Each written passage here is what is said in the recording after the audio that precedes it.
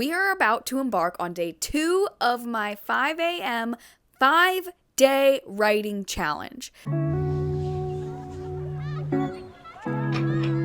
Padfoot, you're definitely in the way. Just because you have a trope in your story doesn't mean it's bad.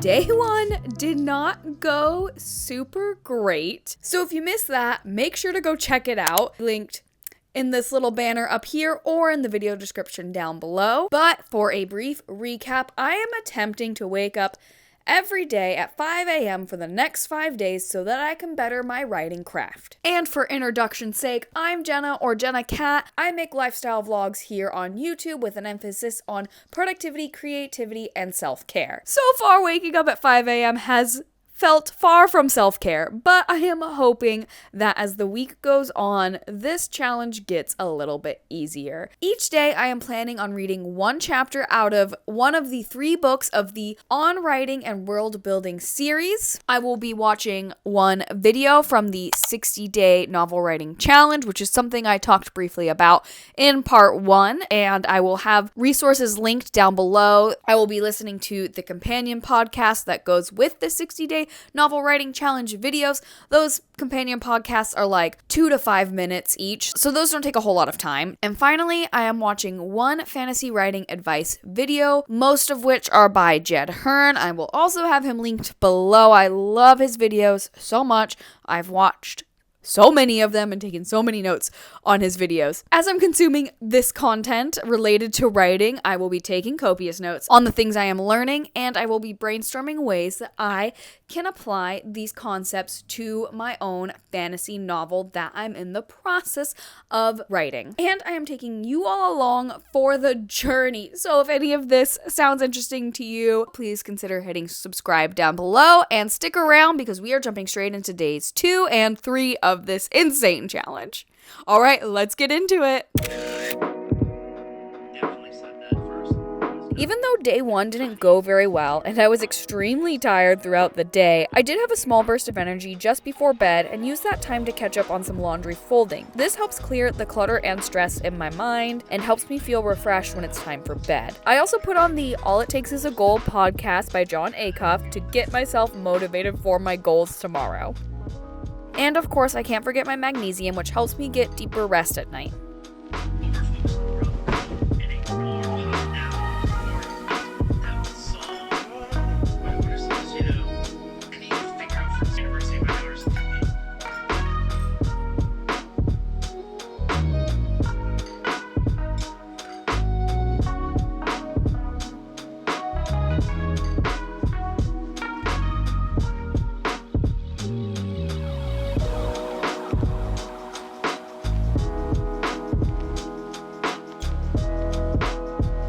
Okay, it is 9:07. I am in bed. I was feeling pretty energized until just now this second when I laid down, and now I'm very sleepy.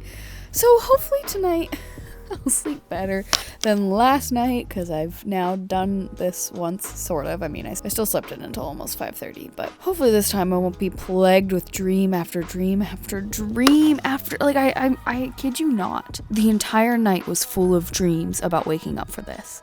Literally, I was like, oh my gosh, it's time to wake up. My alarm didn't go off. I looked at the clock and it was only 11 p.m.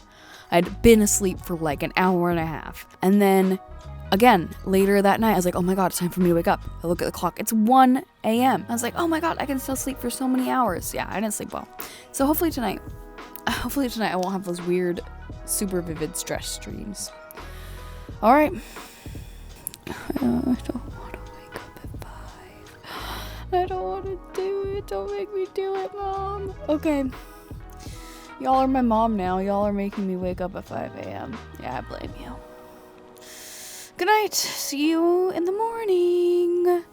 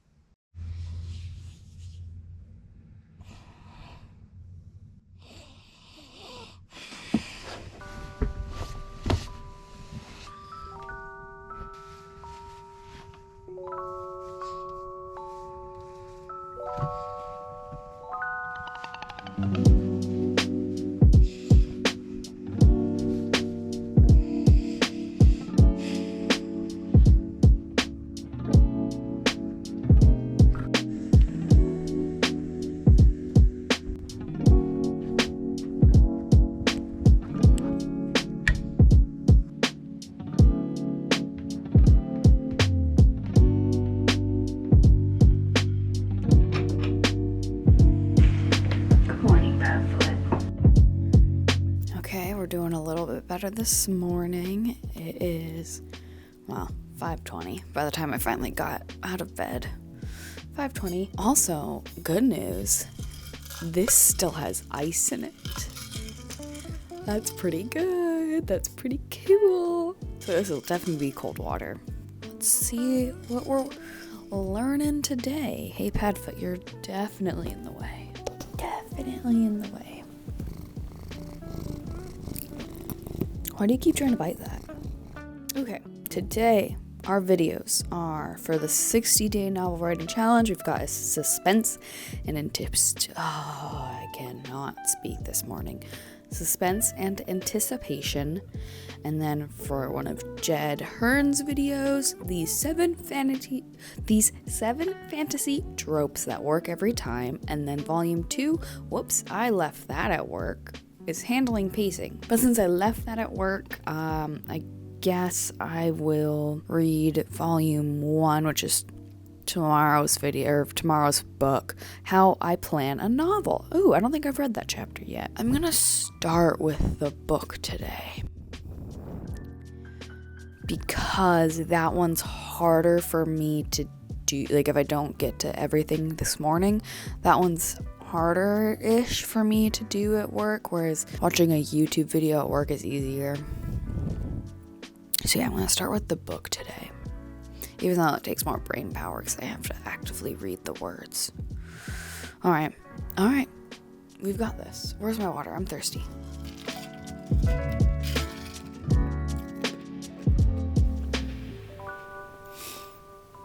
I'm gonna sit in that chair. No, because I need to take notes. Never mind.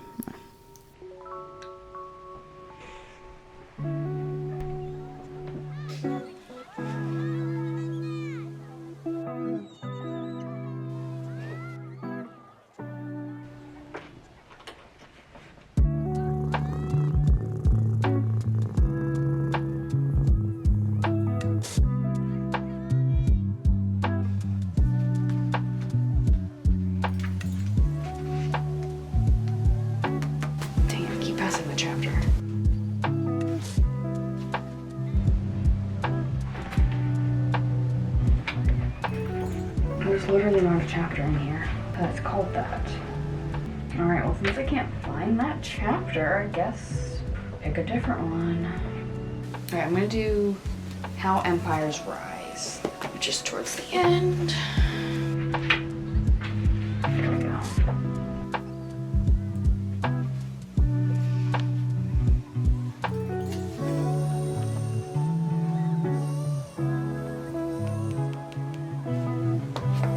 As I think about suspense and anticipation in my own story, I need to ask myself, what is going to keep readers turning the pages? Well, what's keeping me excited about this story? When I think about my favorite scenes in my book so far, they all revolve around the protagonist and her love interest having major romantic tension in the midst of dire circumstances. Those scenes get me really fired up and excited, and are scenes that I think about even when I'm not writing. I think about those scenes all the time, and those are the scenes that always bring me back to working on this project. And as exciting as those scenes are to me, I bet there's still ways that I can heighten that suspense, heighten those moments to be even more page turning for readers. And I bet I can infuse more of that type of tension in other areas of the story that are lagging.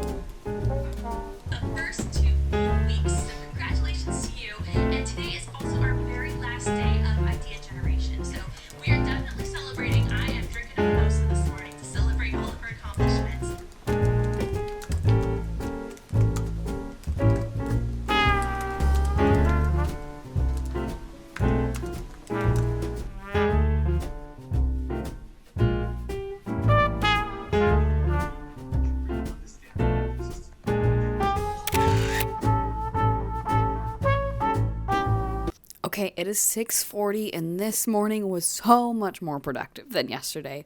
So much more. I finished the chapter on writing and world building. I read How Empires Rise. That chapter was kind of boring and not super applicable to what I'm planning for my book. Like, I don't think I'm really going to have like an empire. And there's 3 chapters on empires. I'm still going to read all 3 because it still sparks some like idea generation, but it's not super applicable. So I skim parts of it, honestly. As I said in a previous video, I hated history, so reading about empires feels like history, and I don't enjoy it. And then I watched the episode of Suspense and Anticipation for the 60-Day Novel Writing Challenge and listened to the companion podcast that went with it. And then I didn't think I was going to have time for Jed's video, but I did, and Jed's video really actually gave me a massive idea, a massive brain epiphany, a massive like way to, I've been struggling with some aspects of my story, specifically kind of like the backstory and the main motivation of the villain, and Jeb's video I think really helped me get closer to figuring that out. I'm really excited actually, but his video was talking about 7 fantasy tropes that work, which was very interesting because I have always felt like people complain about tropes and like obviously overused tropes, but it's refreshing to see like just because you have a trope in your story doesn't mean it's bad. In fact, it's probably really hard at this point to write stories without some sort of trope. Like there are thousands and thousands and thousands of stories out there. Like it is really hard to have a truly, completely, 1000% original idea because there's so many stories and we have access to so many of them. So tropes are hard to avoid. So I guess knowing what tropes work is good, and like knowing still how to make that trope a little bit of your own. What are you doing, Padfoot? Did you fall? Are you falling? Are you stuck? I think he fell and got stuck behind my back. What a weirdo. You know, one that I thought was interesting was the character campfire building. So I do actually have a scene in my current draft that all the characters are around a campfire right before a big, like, stressful thing. And I was thinking about cutting that out. So I'm like, oh, that's so cheesy. Oh, that's not interesting. Oh, that's like, there's nothing exciting happening. But then listening to Jed talk about the importance of this type of campfire building scene, like obviously you don't need action throughout the entire book. You need to have ebb and flow. You need to have moments of calm and moments where your characters can really connect with each other and where your readers can really connect with your characters. So now I'm considering not taking that scene out, but like working on it so it doesn't feel as cheesy, because it just feels cheesy right now the way it's written. I'm definitely going to keep in mind ways to make that scene so that the characters can really connect with each other and so that the reader can really connect with the characters. But I think it's nice to have that like kind of like the calm before the storm type of feeling, which is I think is kind of why I wrote it to begin with, because they're about to go into something really big. And then I'm obviously not going to really talk about my big epiphany because spoilers, but I'm very excited about it. I do feel like this is going to help me so much with lore building, I guess. Yeah, okay, it's now 6:44. I'm going to eat some breakfast and get on with my day. I'm very happy today went much smoother than yesterday. I was a hot mess yesterday. All right, see y'all tomorrow or tonight. I'll probably check in tonight before I go to bed. Yeah, see you then.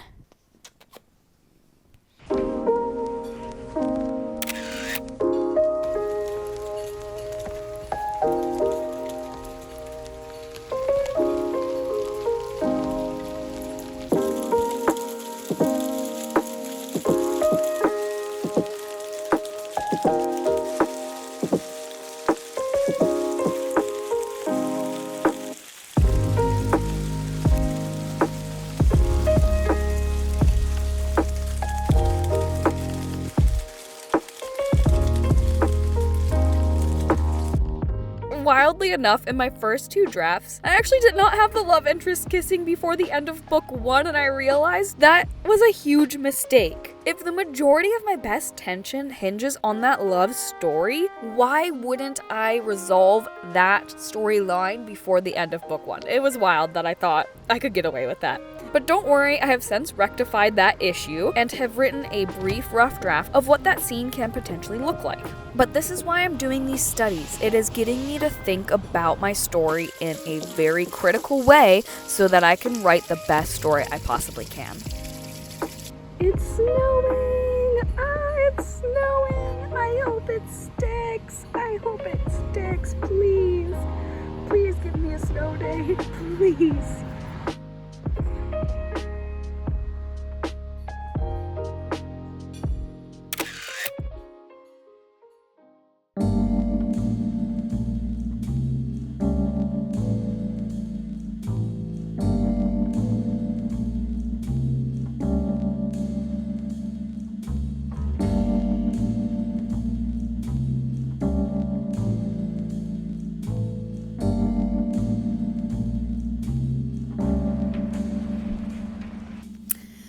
Yeah, so I didn't wake up at 5 a.m. this morning, but I have a pretty good reason. So, and this may be TMI, I'm not going to apologize for it because I don't think women should have to apologize talking about stuff that happens to them every single month, but I started my period yesterday around, I don't know, probably 4 p.m., I don't know exactly what time, but in the evening. Started my period in the evening, and for me, if I'm going to get cramps, it's going to happen within the first 12-ish hours of my period starting. So when I went to bed last night and I still hadn't had cramps, I thought, there's probably a pretty good chance that I'm going to be woken up in the middle of the night in extreme pain. And sure enough, at 2:30, I was in immense pain, woke up, grabbed a quick snack so I could wolf down a bunch of Advil. I put a heating pad on my tum-tum and then laid awake for an hour, waiting for the pain to subside. So, yeah, at that point, I was like, there's no chance in hell I'm getting up at 5 a.m. So I didn't.